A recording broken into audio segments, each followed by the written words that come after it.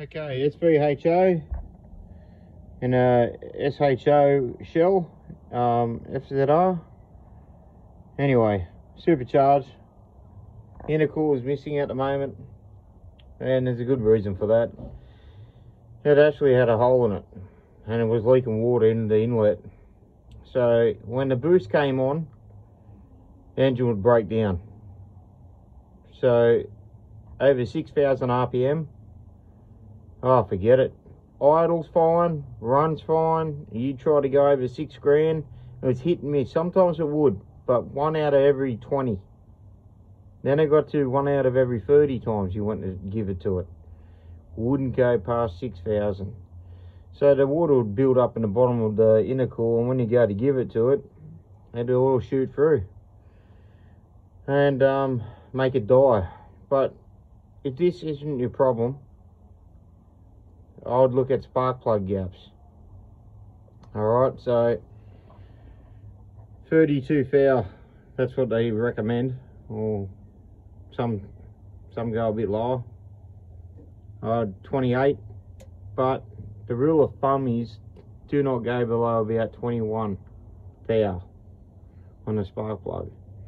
Spark plugs can blow out. Basically, if the pressure's too high in the cylinder, it'll go the easiest way. So if you're having a breakdown and when the boost comes on, maybe you might need to gap it down to about, I don't know, 28 thou. If that doesn't fix it, go to 21 and come back up again. Some even go lower, but I wouldn't go any lower. So when you run on big boost, this can happen. Alright, or just run the factory one, 32, and they're fine. But depends. I'm running 17 PSI, and the timing on this engine is 2 degrees advance on both cams, inlet and exhaust. And I found this is the best all around. It's better on fuel, better mid, better top end. You can go maximum 5 degrees advance on the inlet, and people leave the exhaust. But I didn't think that worked. To me, look, if you're running like 25 pound and above, it'd probably work good.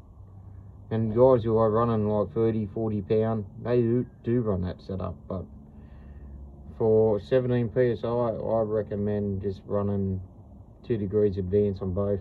Don't play with the LSA, works fine. But that's another story. Anyway, so there are things to look out for if it's breaking down. Alright, so give it a look, see what you reckon.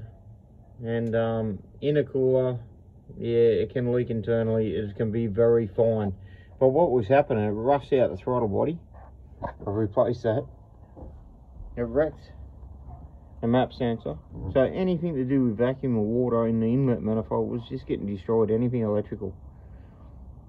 And I had problems with the air temp sensor as well. I should have dawned on me. Then the blow-off valve was rusted out. That was the big giveaway for me. I thought, wow, there's something going on here. So I just WD'd everything. I sprayed it through the whole motor. I've been running it and sucked it all through and cleaning it out, and it runs fine now. But the other day it wouldn't even idle. Number 2 and 3 cylinder dropped out. They're just getting water on them. Didn't bend any rods. I measured all that. Oh, thank God. But it runs fine now. So if you do have any sort of breakdown issues, contact me. I've been through everything with these.